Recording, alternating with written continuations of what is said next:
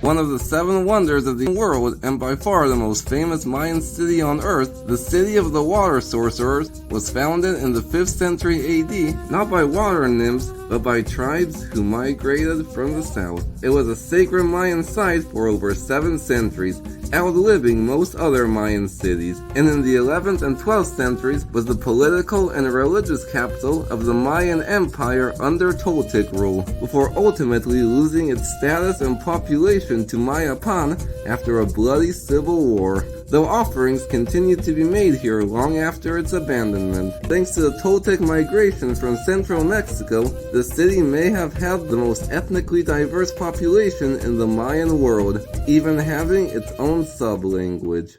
At the center of it all stands the most iconic structure in the Mayan world. What we today know as El Castillo is actually a massive temple devoted to the feathered serpent god Kukulkan. Founded by the Toltecs, the cult of Kukulkan was the first Meso-American religion to transcend ethnic and linguistic barriers. This impressive 100-foot high structure is actually a pyramid within a pyramid within a pyramid with a chamber. The oldest dating between the years 500 and 800 AD, and the most current between 1050 and 1300. And they're all built atop a cenote. Its design symbolizes the 9 levels of the underworld and the 4 points of the compass. In its steep steps, 365 to be exact, reflect the Mayan calendar, and would have led to the temple, and for that reason only been climbed by the priest. And the structure is designed in such a way that during the equinoxes, the setting sun creates the illusion of Kukulkan slithering down the pyramid towards Earth, marking the transition between wet and dry season. Now some refer to these structures as temples, as pyramids have a distinct shape, but temple isn't very accurate either, as the temple is only the thing at the very top. Behind me is the Temple of the Warriors, constructed in 1200 AD, is regarded as one of the finest and best preserved structures in the site. Superimposed over an earlier temple, it combines elements of Mayan and Toltec architecture. It notably contains a statue of Chocmol, which by this time was seen as more of an intermediary between the humans and the gods rather than the god himself. Now the reason so many of these temples were superimposed is because it was seen as more efficient and sustainable. This area right here is known as the Temple of the Thousand Columns. Though long speculated to be an indoor market, it is now believed the area was most likely a temple. Whatever its purpose, the structure only contains about 200 columns, which would have once supported a roof, a common practice in Toltec culture. Some also speculate that the columns symbolize that along with our thousands of psychological defects, we also carry within us different aspects from warriors that help us fight the evil we carry inside. Yeah, if you'll notice, that's similar as in the Roman and Greek empires. They would actually construct the columns in sections and stack them together. Except in the European empires, they will put a pole in the center. Here, I don't know if they did that, but it's the same concept. This wasn't one piece, but multiple pieces stacked on top of each other. Alright, here we have the remains of the Temple of the Tables, constructed between 900 and 1200 AD. Today all that's left is the platform. The actual temple with 2 serpent columns that once stood here is gone. Okay, this structure behind me is known as the Temple of Venus because it depicts representations of the planet Venus, but it's also nicknamed the Tomb of Chocmol because of a sculpture of him that was found inside.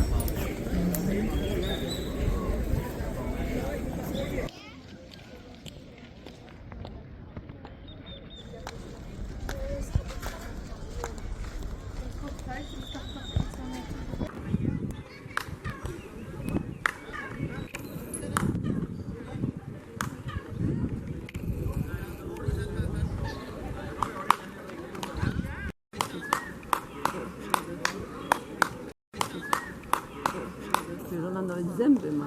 Zobacz. Nawet zęby nie zrobił.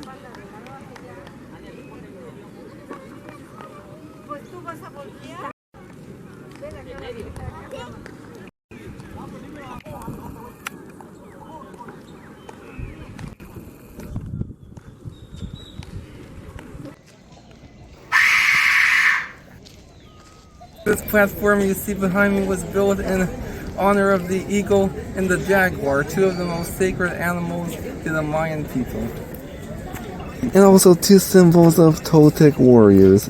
It likely would have once contained banners made from the spotted hide of a jaguar, and sticks with skulls of slaughtered enemies would have been placed up top. In addition, also contains reliefs of the eagle and the jaguar eating human hearts, and the eagle symbolized meditative thought. This structure right here is appropriately named Tsompantili, or Skull Wall, a platform where pointy poles on which the bleeding heads of the enemies were threaded 4x4.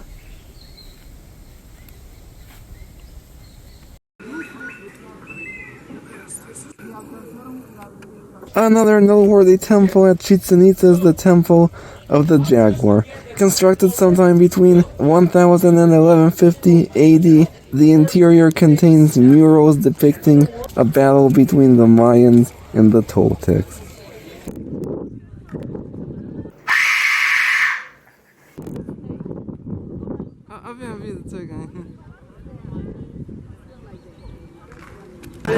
Behind me is Chichen Itza's famous ball court. I think it was maybe the largest ball court in Meso-America. And it's here where the famous Meso-American ball game was played. The longest continuously played sport in history, played for nearly 3,000 years, though no one is sure about the official rules. And according to Mayan legend, the first match took place in the underworld. And on the north end of the ball court stands the Temple of the Bearded Man, most notable for the introduction of a new architectural feature, the slope and vertical wall that was common in Xochicalco, Morelos. And we've entered the Chichen Viejo section of the site, and this structure right here is called the Tomb Platform.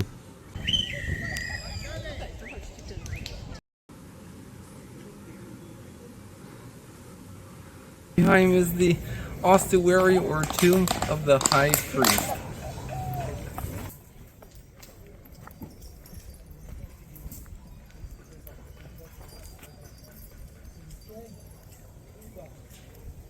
The ossuary is a series of 7 tombs containing precious artifacts. It would have been entered through a natural tunnel, which they believed was a bridge between this world and the spirit world. It is often referred to as a miniature replica of El Castillo because of its architectural similarities.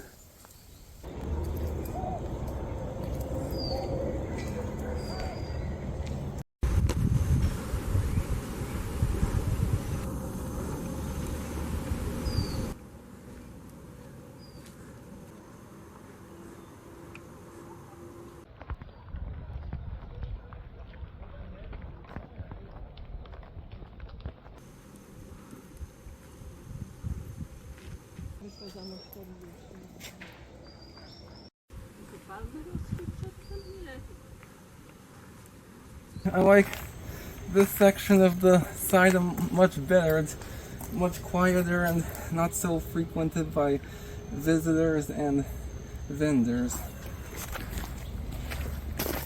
Yeah, it has more of the vibe of what probably would have felt like if the first explorers stumbled upon it.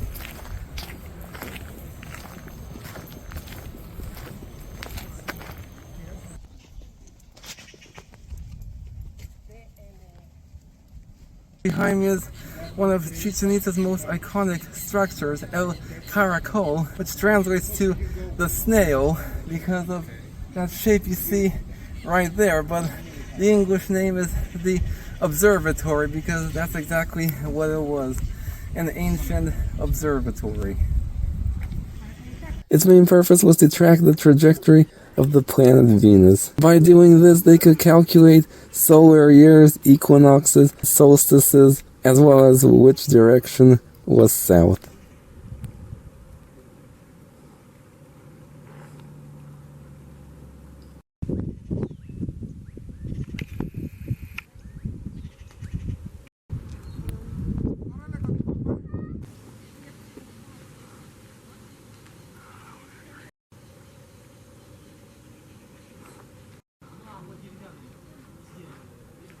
Jak to się wyłącza, żeby na ten pik czy This area right here is known as the nunnery, named for the same reason as the nunnery we saw in Uxmal. The complex combines elements of Puc, Chenes, and Mayan Toltec architecture. Its facades are adorned with images of chalk. Hieroglyphic inscriptions found at the site place its construction to around 880 AD. It also contains a ball court. This structure behind me is called La Iglesia, or the church, another name given by the Spanish because of course they didn't have churches back then, but when the Spanish saw it, they saw that area that looked like the nunnery and this area that looked like the church of a convent. But yeah, you can see the Mayan carvings on it tell you it's anything but.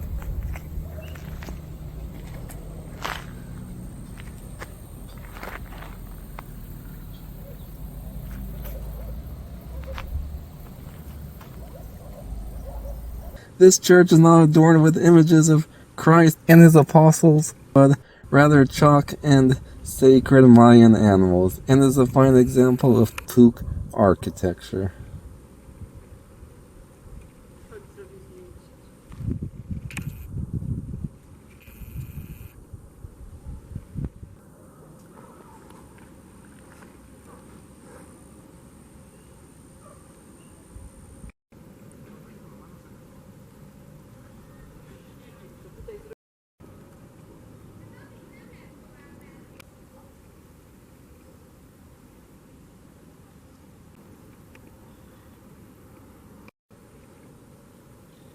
Yeah, this section of the ruins is a lot better than the other one.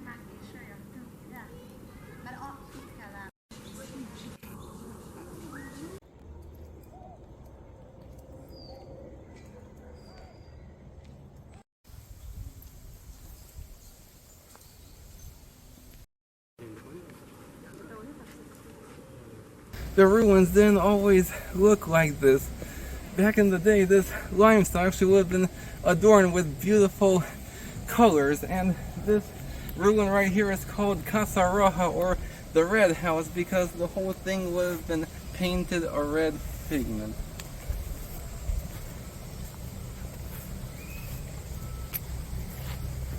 It was dated to the year 850 based on the hieroglyphs found on this structure. It also contains a small ball court and is unique in that its architecture is that of the Puc style. Now I have a theory that they painted them red to cover up all the blood from their sacrifices.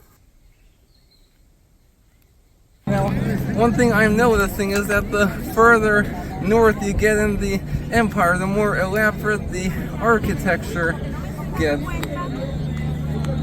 That's quite something, but I have to say that I think I kind of like Uxmal a little bit better. Now, archaeologists have only uncovered just a tiny fraction of these ruins, with thousands more still lie buried in the jungle. My journey continues east to Tulum by way of Valladolid.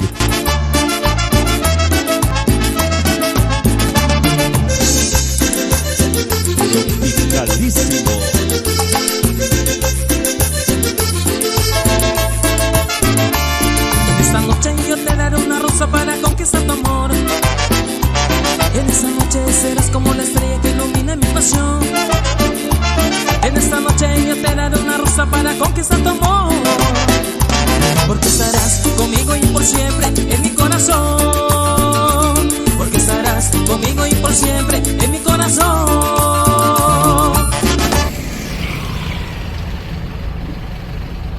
Yucatan's second city was founded in 1543 by the nephew of Francisco Montejo, who named it after Spain's capital at the time. Construction of the city at its present location began 2 years later, after the settlers complained the original chosen location was too humid and had too many mosquitoes. Like many colonial cities, it was built atop the ancient Mayan city of Zaquibal. Though these days it holds a proud spot on the list of Mexico's Pueblo Mágicos, the city has had a violent history of Mayan uprisings, sieges, and the Yucatan caste war. These days the town still remains largely off the tourist trail and is regarded as one of the best places to experience true Yucatecan culture. We pulled up to the city's main church, the Cathedral of San Servicio. But what we see today is not the original. You see, the cathedral was often used as a place of refuge in times of revolt, and it was during one such revolt in 1705 that the original cathedral was destroyed and later replaced with the structure we see today. Inside are two cannons which were used by the Spanish military to reclaim the church in 1848 after it was seized by rebels during the Yucatan caste wars. Its design is unique in that its main facade faces north instead of west like other cathedrals in the Yucatan.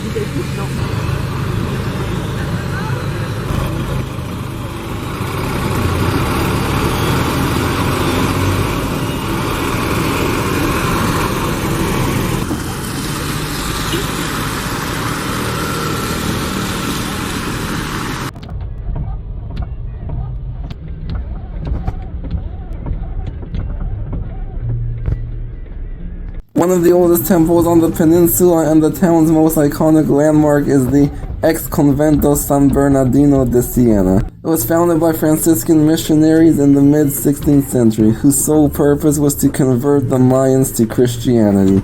Not surprisingly, many Mayans saw conversion and missionary life as a great alternative to laboring for the Spanish. The convent notably contains a water wheel built atop a cenote, and contains a unique blend of European and indigenous architectural styles.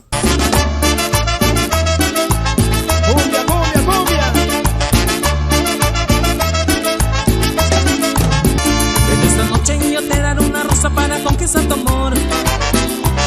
En esta noche serás como la estrella que ilumina mi pasión. En esta noche yo te daré una rosa para conquistar tu amor. Porque estarás conmigo y por siempre en mi corazón. Porque estarás conmigo y por siempre en mi corazón.